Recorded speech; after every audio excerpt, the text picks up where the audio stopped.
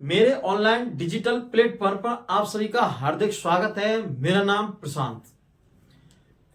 हमने चैप्टर चल रहा था जीव जनन कैसे करती हैं। चैप्टर हमने कंप्लीट कर चुके हैं जीव जनन वाला। इससे संबंधित कुछ क्वेश्चन बनते हैं। मैं इस वीडियो में आपको ऑब्जेक्टिव क्वेश्चन कराऊंगा। क्या कराऊंगा? आज हम ऑब्जेक्टिव क्वेश्चन करेंगे। 10th क्लास में 10th की बोर्ड होती है, उसमें 12 क्वेश्चन आते हैं। क्या आते हैं? 12 क्वेश्चन। 12 क्वेश्चन आते हैं एक एक नंबर के। कितने नंबर के? एक एक नंबर के। और ऑब्जेक्टिव क्वेश्चन रहते हैं 12 नंबर के। ठीक है, तो कुछ क्वेश्चन तो मैं ऐसे कराऊंगा, कुछ अति लघुरात्मक, कुछ लघुरात्मक क्वेश्चन कराएंगे। ठीक है, तो आप वीडियो में लास्ट तक बने रहिए। ठीक है, तो पहला क्वेश्चन लेते हैं हम ये।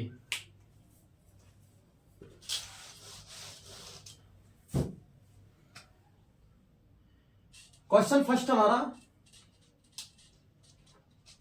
अलैंगिक जनन मुकुलन द्वारा बडिंग, जो बडिंग होती है बड, मुकुलन द्वारा बडिंग, अलैंगिक जनन एसेक्सुअल रिप्रोडक्शन। ठीक है, अलैंगिक जनन मुकुलन द्वारा होता है। क्या होता है? अलैंगिक जनन मुकुलन द्वारा होता है। ये हमारा क्या है? फर्स्ट क्वेश्चन है। क्वेश्चन फर्स्ट, ऑप्शन लिखते हैं इसमें। इस अमीबा, सेकंड ईस्ट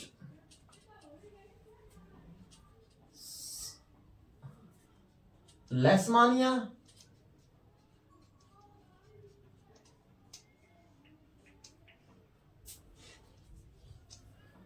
और राइजोपस। लास्ट हमारा राइजो,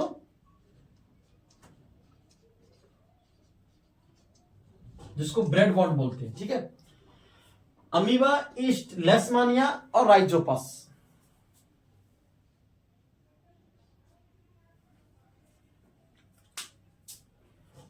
ये ऑब्जेक्टिव क्वेश्चन हमारा ये, अलैंगिक जनन मुकुलन द्वारा होता है। किसमें?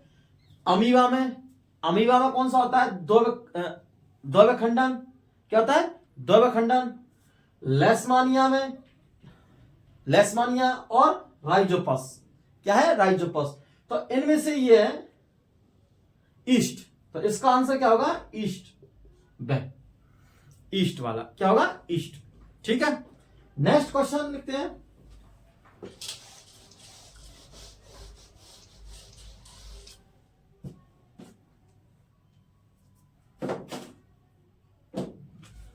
नेक्स्ट क्वेश्चन है हमारा, निम्न में से, क्या निम्न में से मानव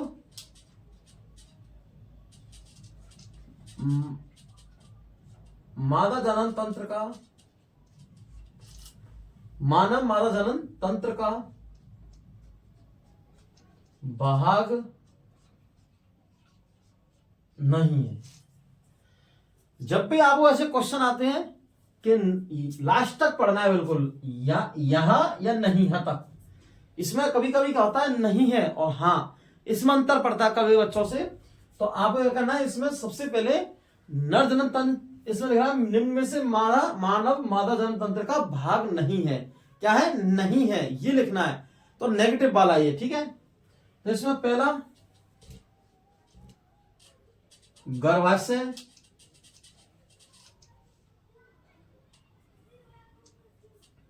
ब योनि, से में हमारा आंसर आएगा, से में हम शुक्र वाहिका, और देव हमारा है अंडवाहिनी।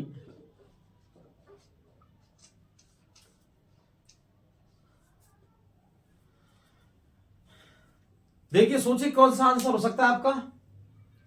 इसमें से ए बे से दे 4 ऑप्शन है, 1 2 3 4 5, 1 2 3 4। निम्न में से मानव मादा जनन तंत्र का भाग नहीं है, नेगेटिव वाला नहीं है, तो इसमें से गर्भाशय यूट्रस, गर्भाशय है मादा तंत्र का एक मासल खोखला भाग है। कैसा? गर्भाशय यूट्रस, ये मादा तंत्र का क्या है? भाग है। ठीक है। योनि, योनि एक मैथुन अंग है, ठीक है, जिससे पुरुष अपने शुक्राणुओं को योनि में छोड़ता है। ठीक है, योनि भी मादा तंत्र का भाग है। ठीक है। दूसरी देखो अंडवाहिनी, अंडवाहिनी क्या है? अंडाणुओं को ले जाने वाली वाहिनी। तो अंडाणु कहां बनते हैं? मादा के अंडाशय में, तो ये भी मादा तंत्र का क्या है? भाग है। ठीक है। ये है शुक्रवाहिनी। क्या है? शुक्रवाहिनी। शुक्रवाहिनी क्या करती है? शुक्राणु को ले जाने वाली वाहिनी। तो ये नहीं है। कौन सा? ये वाला। तो ये इसमें सही है। तो से ऑप्शन शुक्र वाहिनी। ठीक है। आपके 2 क्वेश्चन हो चुके कंप्लीट। 2 क्वेश्चन कि निम्न में से नहीं है। कौन सा? शुक्रवाहिका, क्योंकि शुक्रवाहिका, शुक्रवाहिनी जो शुक्राणु को ले जाने वाली। ठीक है। Next third question.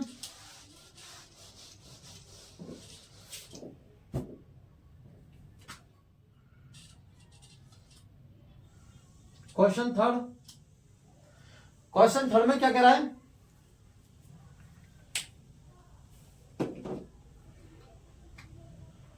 निम्न में से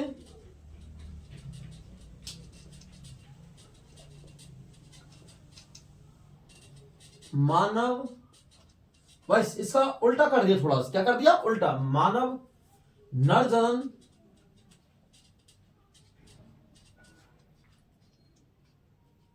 तंत्र का भाग नहीं है। थोड़ा क्वेश्चन क्या कर दिया? उल्टा कर दिया। बस क्वेश्चन वही है। ठीक है। क्या है? नर नहीं है, मतलब नहीं वाला पूछ रहा है लास्ट में। ठीक है, नहीं है, तो इसमें ऑप्शन लिखते हैं फर्स्ट,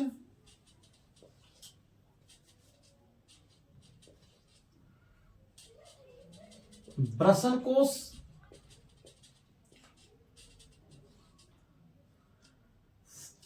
क्या लिखते? ब्रसन कोष। फिर लिखते हैं इसमें अंडाशय, क्या लिखते हैं? अंडाशय।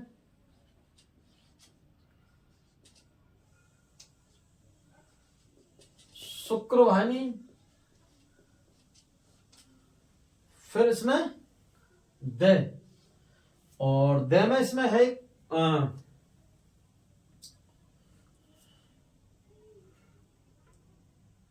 मूत्र मार्ग,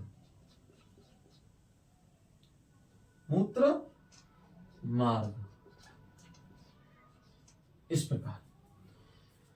तो क्या कह रहा है? निम्न में से मानव नर जनन तंत्र का भाग नहीं है। क्या है? भाग नहीं है। तो ब्रसन कोष, ब्रसन कोष है, क्योंकि ब्रसन कोष एक थैलीनुमा संरचना होती है। क्या रहती है? थैलीनुमा संरचना रहती है, जिसमें ब्रसन स्थित रहते हैं। ठीक है। ये ताप नियंत्रण यंत्र के तौर पर क्या करते हैं? कार्य। ब्रसन कोष ताप नियंत्रण यंत्र के तौर पर क्या करते हैं? कार्य। और एक थैलीनुमा संरचना होती है ब्रसन कोष। ठीक है। उधर को आके नीचे रहते हैं। ठीक है, ये वाला। शुक्रवाहिनी, शुक्राणुओं को ले जाने वाली वाहिनी, तो ये भी पुरुष में नर में होती है।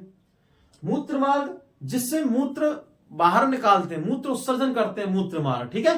ये इसमें ये नहीं है। अंडाशय, अंडाशय क्या है? मादा जनन तंत्र का भाग है, क्योंकि अंडाशय से किसका होता है? अंडाणुओं का।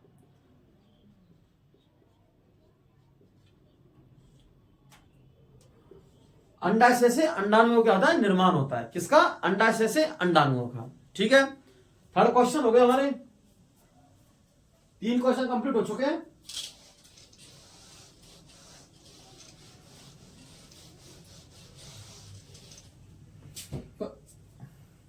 तो तीसरे क्वेश्चन हो चुके कंप्लीट हमारे।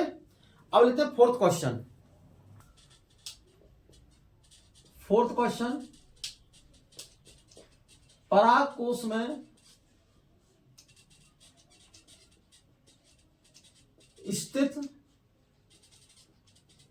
होते हैं। क्या परागकोश में स्थित होते हैं। फर्स्ट, परागकण बीजाणु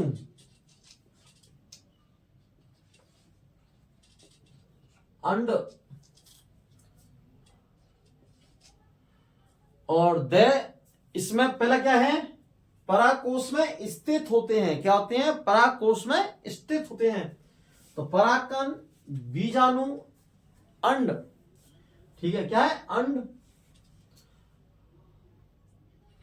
और वर्तिका।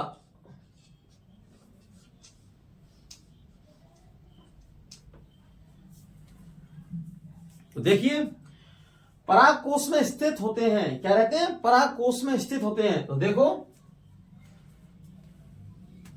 ये हमारा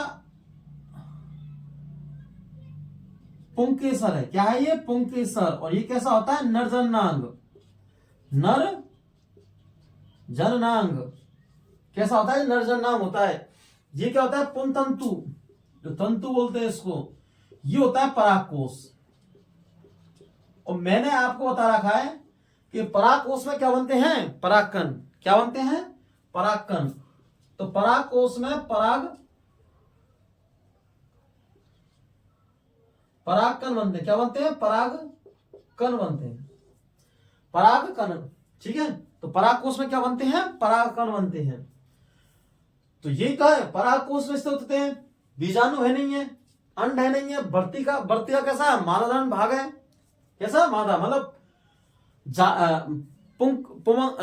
किसका, स्त्री केसर। किसका, स्त्री केसर का भाग है। किसका भाग है, स्त्री केसर का। कौन, वर्तिका, ठीक है। तो इस प्रकार, तो इसमें कौन सा होगा, ए। तो रब कर रहे हैं इसको, तो इसमें आंसर है सही, ए,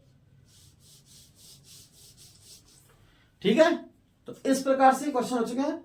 और क्वेश्चन लिखते हैं हम। नेक्स्ट क्वेश्चन,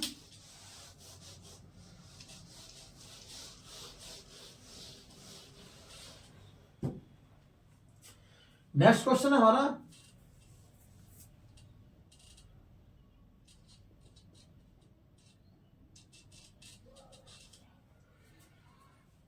नेक्स्ट क्वेश्चन है हमारा कि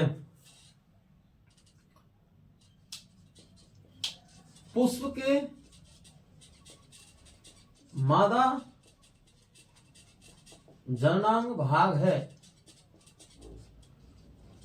जननांग भाग है। ये पॉजिटिव वाला है, मतलब इसमें नहीं नहीं है, ठीक है। लास्ट तक क्वेश्चन को पढ़ना है, ठीक है, कि है या नहीं है। तो क्या कह रहा है, पुष्प के मादा जननांग भाग है। तो फर्स्ट लिखते हैं इसमें परागकोश, सेकंड में लिखते हैं हम पुंकेसर,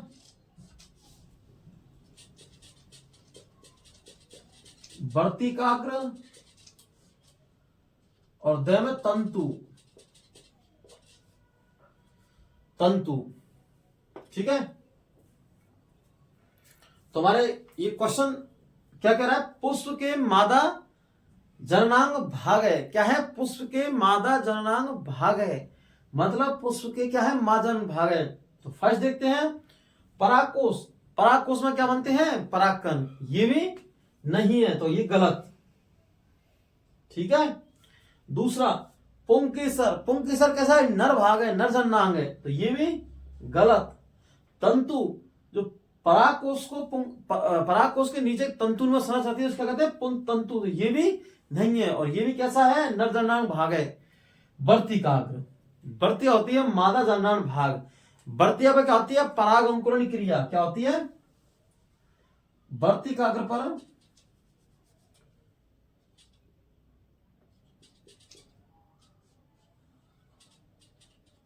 अंकुरण की क्रिया होती है, पराग अंकुरण क्रिया होती है। और लिख सकते इसमें वर्तिका भाई परागन क्रिया होती है। क्या होती है, परागन क्रिया होती है। क्योंकि वर्तिका कैसा है, छातीनुमा, कैसा छातीनुमा संरचना होती है। इस पर क्या है, चिपचिपा माध्यम पदार्थ स्रावित करती है जिस पर परागकण आकर चिपक जाते हैं। फिर उसके बाद में पराग अंकुरण की क्रिया होती है। क्या होती है, पराग अंकुरण क्रिया। पराग कणों से नलिका का निर्माण होता है, जिसे पराग नलिका कहती हैं। ठीक है, ये आगे जाके बीजांड तक पहुंच जाती है अंडाशय से होती हुई, वर्तिका से और अंडाशय होती हुई।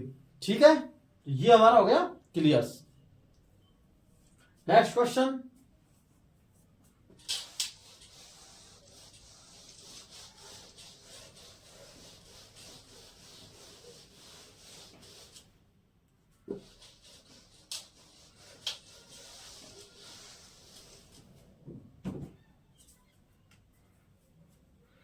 नेक्स्ट क्वेश्चन लिखते हैं हम, टेस्टोस्टेरोन हार्मोन के कार्य। अब एक एक नंबर के क्वेश्चन हम चालू करेंगे, किसने, एक एक नंबर वाले।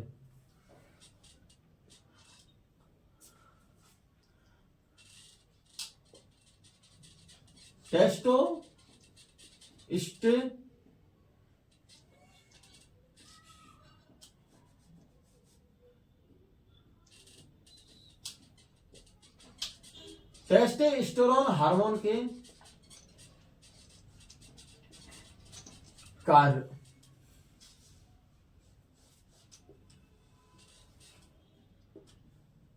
ठीक है, तो टेस्टोस्टेरोन हार्मोन के क्या है कार्य, क्या क्या है। तो पहला लिखते हैं इसमें, टेस्टोस्टेरोन शुक्राणुओं के निर्माण में सहायक होता है। यह हार्मोन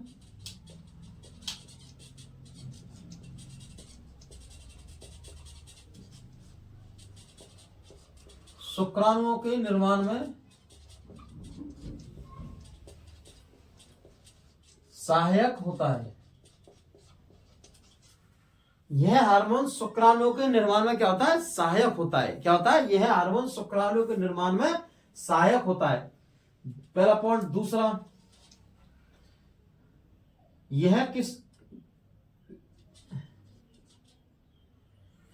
यह एक नर लैंगिक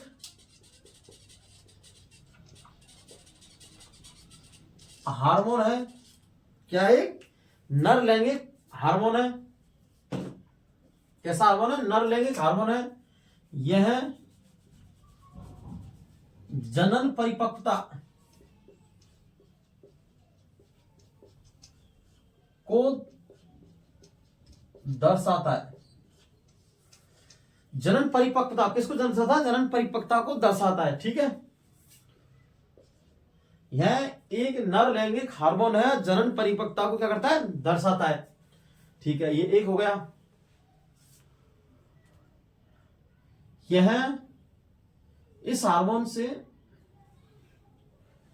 इसे लिख लो थर्ड में,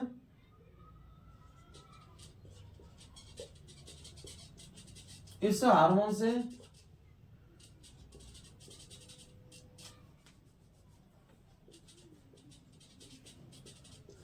किशोर अवस्था, क्या है, किशोर अवस्था में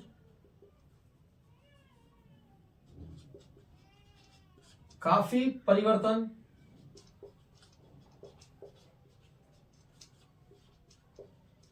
देखे जाते हैं। क्या, काफी परिवर्तन देखे जाते हैं। ठीक है, जैसे काफी इतना ही बस, जैसे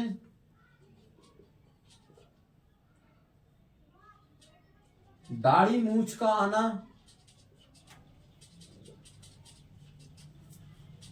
आवाज भारी होना, आवाज भारी होना। ठीक है, तो ये काफी कार्य है।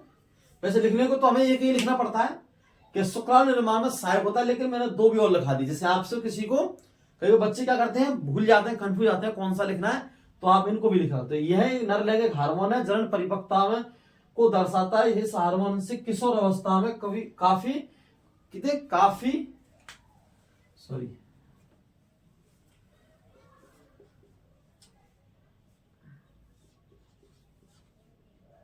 काफी परिवर्तन देखे जाते हैं। क्या है? देखे चेंजिंग, ठीक है, जैसे दाढ़ी मूंछ का आना, आवाज का भारी होना, ठीक है, इस प्रकार से। नेक्स्ट क्वेश्चन देखते हैं।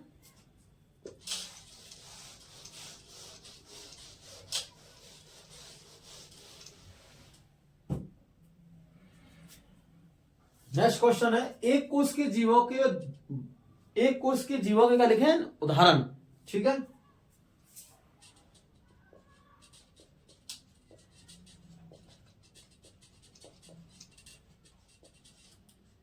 एक कोष की है जीवों के उदाहरण लिखिए।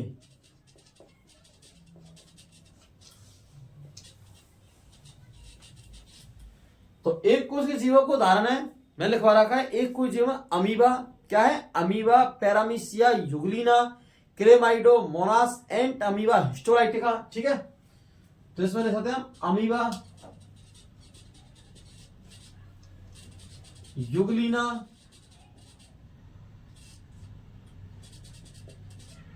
पैरामीशिया, अमीबा, युगलिना, पैरामीशिया, ठीक है, क्लेमाइडोमोनास,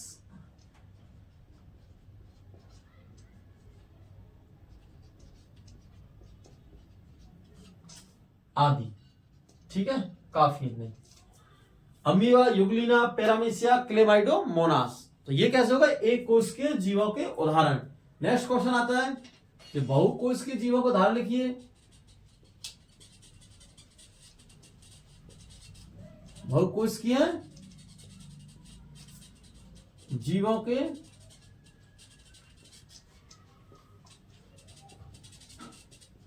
उदाहरण लिखिए।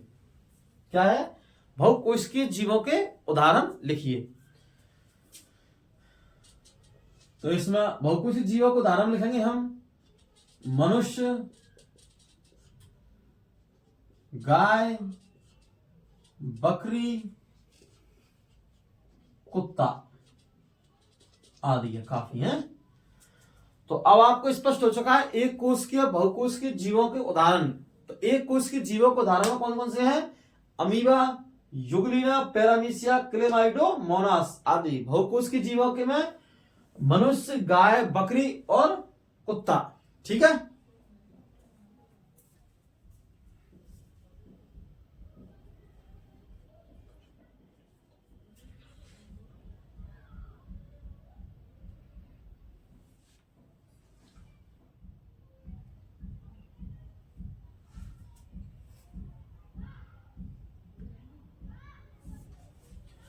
नेक्स्ट क्वेश्चन लिखते हैं हम।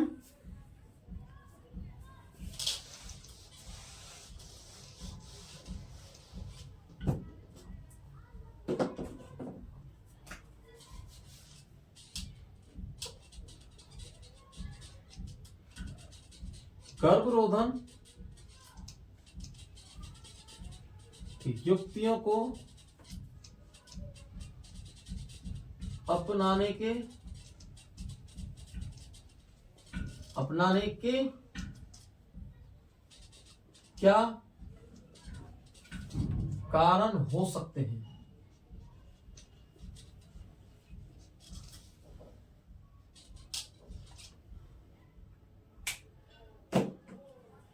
तो गर्भरोधन युक्ति, मैंने गर्भरोधन युक्ति में प्राकृतिक तरीके, ठीक है, ऐसे काफी प्रकार के मैं बताया आपके लिए, कॉपर टी वगैरह है। तो इस प्रकार कुछ टैबलेट्स वगैरह, कुछ इंजेक्शन वगैरह मैंने बताए थे आपके लिए। तो गर्भरोधन युक्तियों को अपनाने के क्या कारण हो सकते हैं? क्या कारण हो सकते हैं? क्या कारण हो सकते हैं? ठीक है, किसके? गर्भ युक्तियों को, जिससे क्या गर्भ ना ठहरे, ठीक है। तो इसमें ले सकते हैं अनचाहे, पहला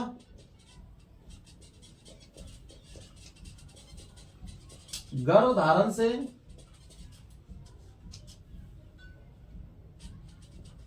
छुटकारा,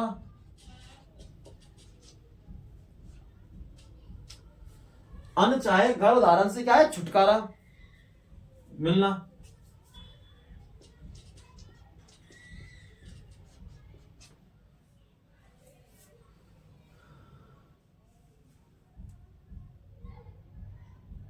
दूसरा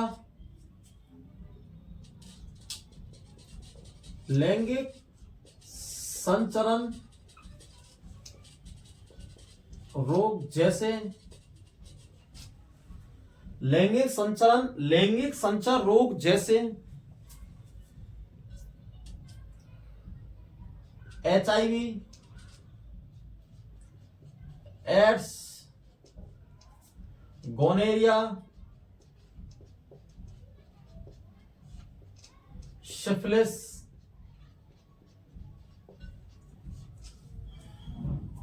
HIV, एड्स, गोनेरिया, सिफिलिस आदि रोगों से बचा जा सकता है।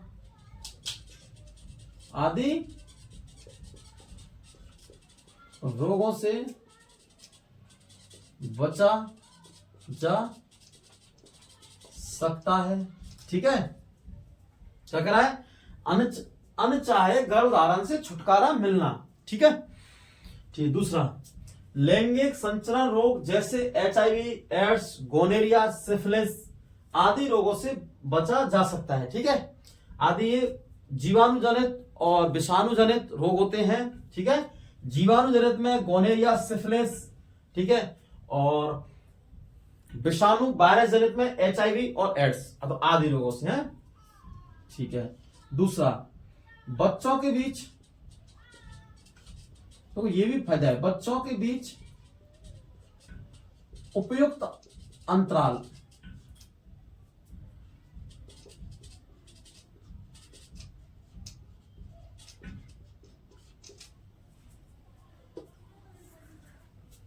ये लास्ट क्वेश्चन है, बच्चों के बीच उपयुक्त अंतराल रखना। तो बच्चों के बीच क्या रखना? उपयुक्त अंतराल रखना। क्या होता है? जब भी प्रेगनेंसी प्रसव की क्रिया होती है, क्या होता है? प्रसव के बच्चे का जन्म होता है, स्वस्थ करने में कम से कम 5 साल का समय लग जाए। कितना? 5 वर्ष का समय लग जाता है। ठीक है, तो इससे क्या होता है, अगर हम गर्भरोधन युक्तियों का उपयोग करेंगे तो हमारे बच्चों के बीच में क्या आ सकता है? अंतराल आ सकता है, उपयुक्त अंतराल। ठीक है, तो इस प्रकार से हो गया। नेक्स्ट क्वेश्चन है, परागन क्रिया निषेचन क्रिया से किस प्रकार भिन्न है? नेक्स्ट क्वेश्चन क्या है? परागन क्रिया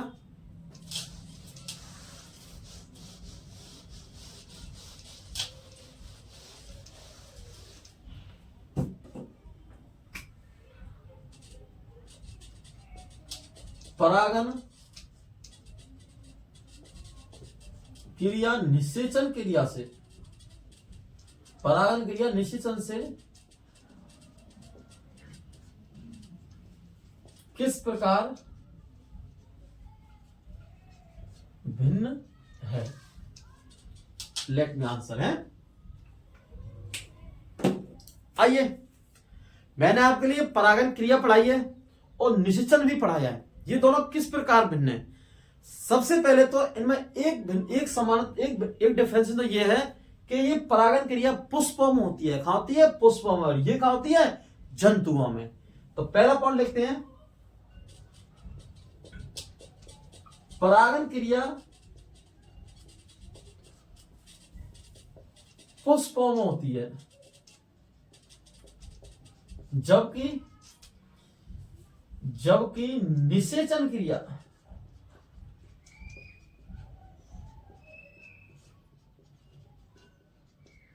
जंतुओं में होती है। कहां होती है? जंतुओं में। पहला पॉइंट ये है।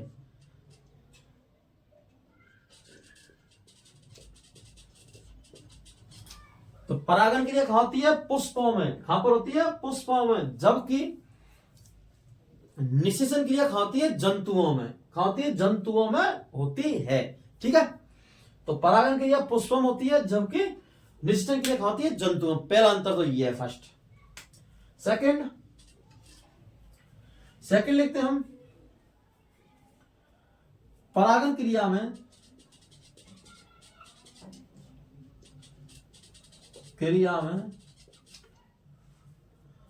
परागकोश से परागकण, परागकोश से परागकण बढ़ती काक पर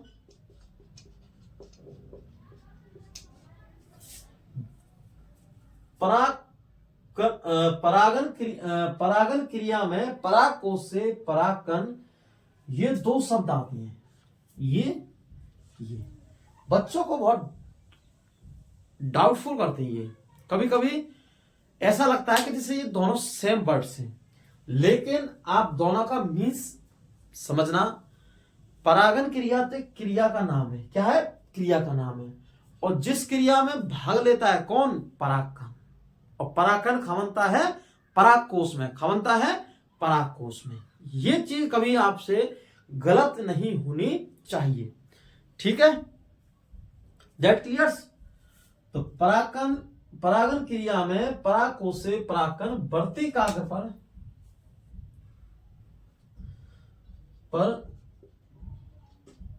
स्थानांतरण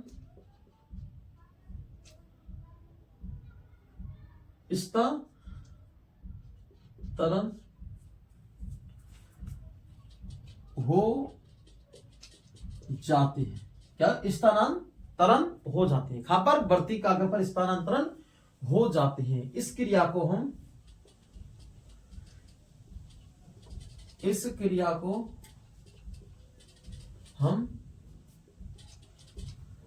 परागन क्रिया कहते हैं। इस क्रिया को हम परागन क्रिया कहते हैं। ठीक है, तो परागन क्रिया में परागकोश से परागकण वर्तिकाग्र पर स्थानांतरण हो जाते हैं। इस क्रिया को हम परागन क्रिया कहते हैं। इसमें माध्यम की आवश्यकता पड़ती है। किसकी? इसमें माध्यम, मतलब ले जाने वाला माध्यम की आवश्यकता होती है। जैसे मनुष्य, पक्षी, हवा और पानी आदि। इसमें आती है माध्यम की आवश्यकता होती है। माध्यम की आवश्यकता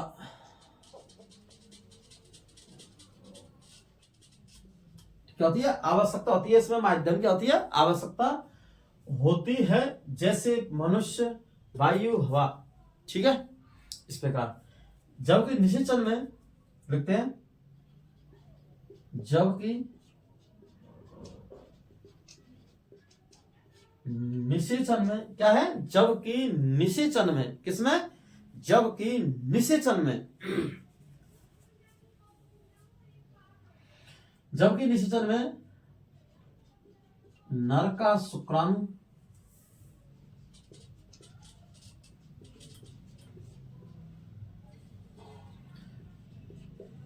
व मादा का, नर का शुक्राणु व मादा का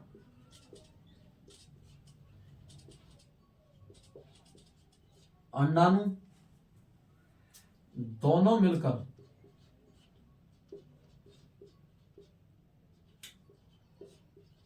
युग्मनज का निर्माण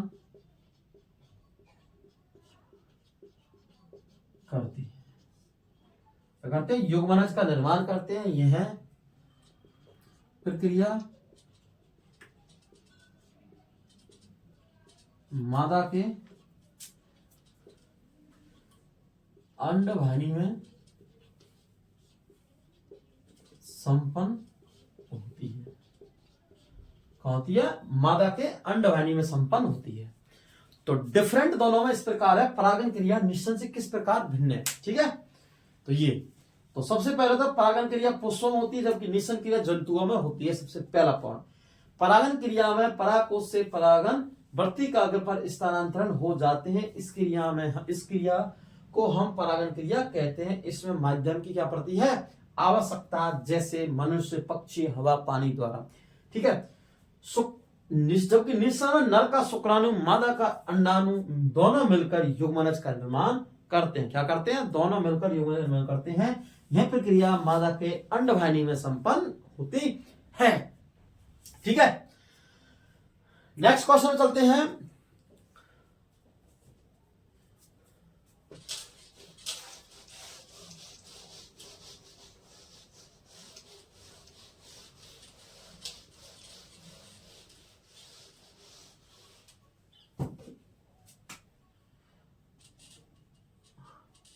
गर्मियों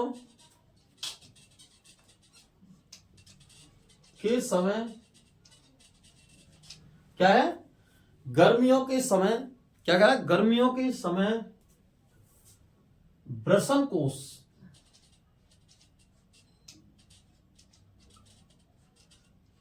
फैल जाते हैं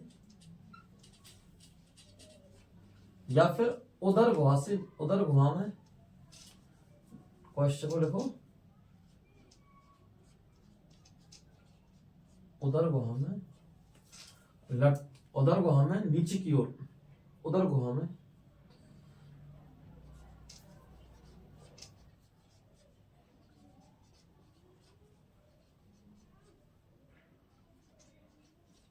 आ जाते हैं, ठीक है, फैल जाते हैं, जबकि सर्दियों में, हाँ, जबकि सर्दियों में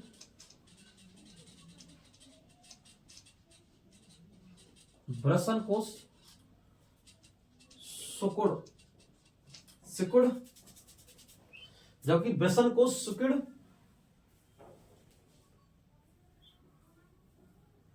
जाते हैं, मतलब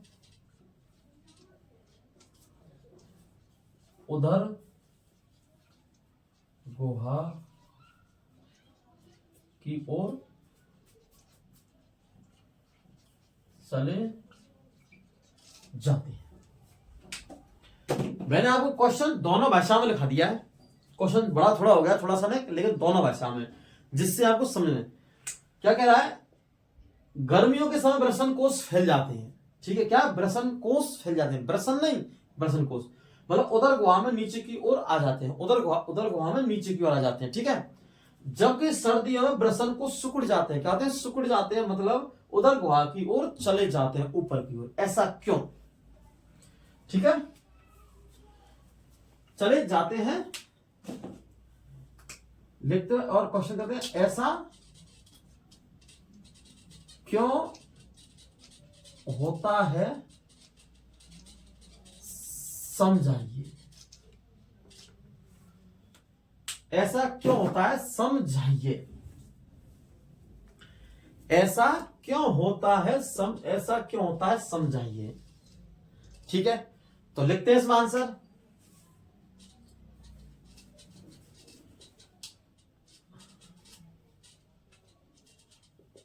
पहले समझते हैं,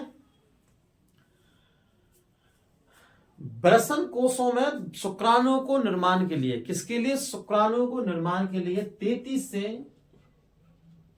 35 डिग्री सेल्सियस तापमान क्या पड़ती है, आवश्यकता, जबकि हमारे शरीर का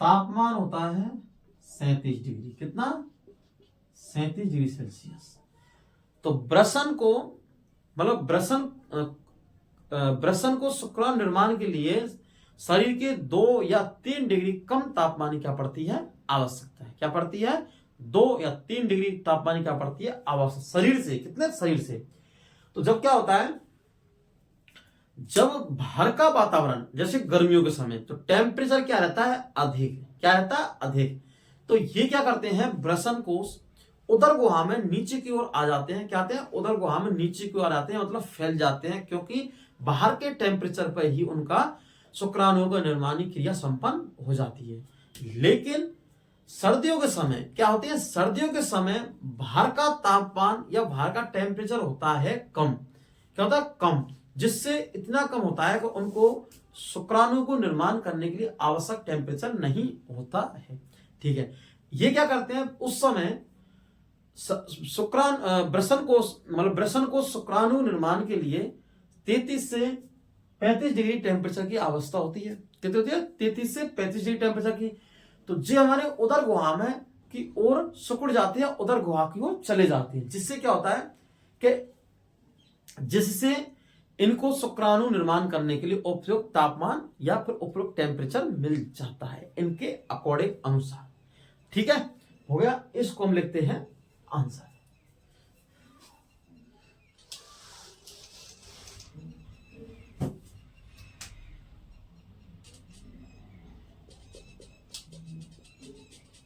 गर्मियों के समय बाहरी वातावरण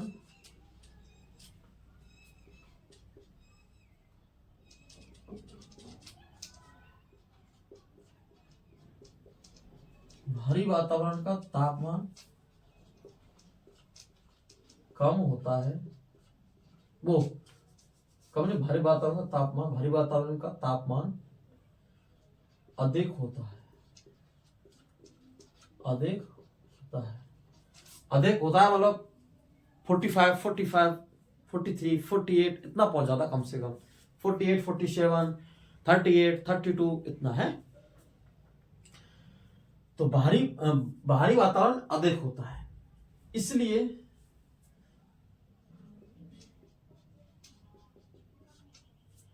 यह तापमान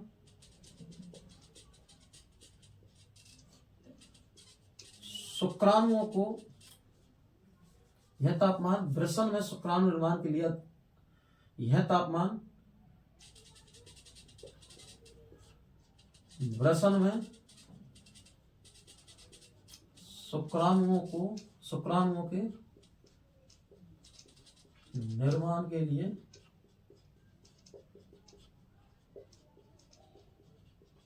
उपयुक्त तापमान होता है। क्या होता है? उपयुक्त तापमान होता है। इसलिए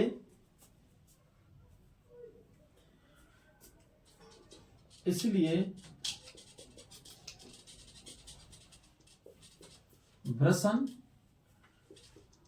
कोश गर्मियों के समय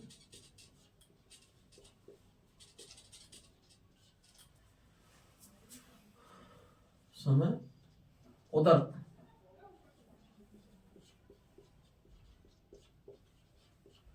गुहा में नीचे की ओर, इसलिए वृषण कोश गर्मियों के समय उदर गुहा में नीचे की ओर आ जाते हैं। ठीक है, क्या चाहते हैं? नीचे की ओर आ जाते हैं। तो आपका क्लियर हो चुका है। गर्मियों के समय बाहरी वातावरण का तापमान अधिक होता है, इसलिए यह तापमान वृषण में शुक्राणु निर्माण के लिए उपयुक्त तापमान होता है। ठीक है, इसलिए वृषण कोश गर्मियों के समय उदर गुहा में नीचे की ओर आ जाते हैं,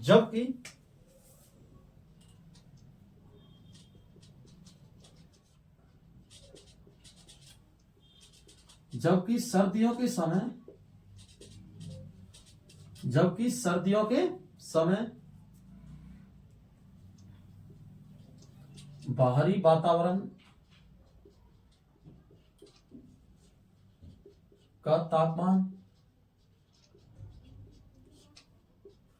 बाहरी वातावरण का तापमान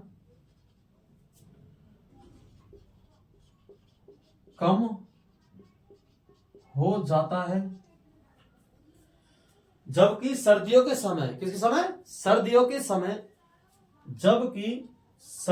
समय बाहरी वातावरण का तापमान कम हो जाता है। क्या होता है? कम हो जाता है। जो यह तापमान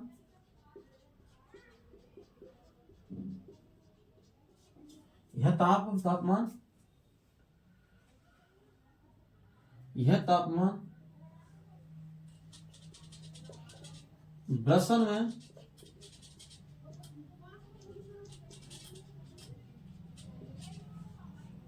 शुक्राणुओं के निर्माण के लिए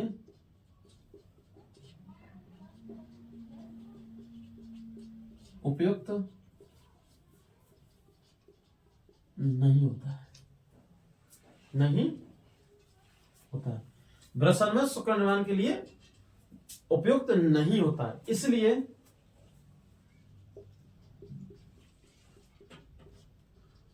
वृषण कोश सर्दियों में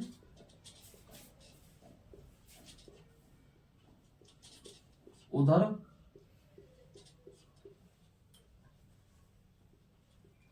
की ओर चले जाते हैं, उदर गुहा की ओर सिकुड़ चले जाते हैं, इसे रख दो,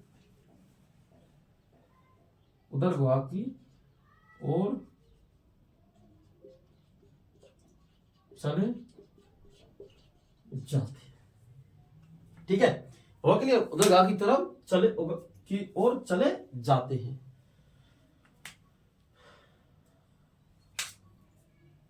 जिससे देख लो सर, जिससे शुक्राणुओं का निर्माण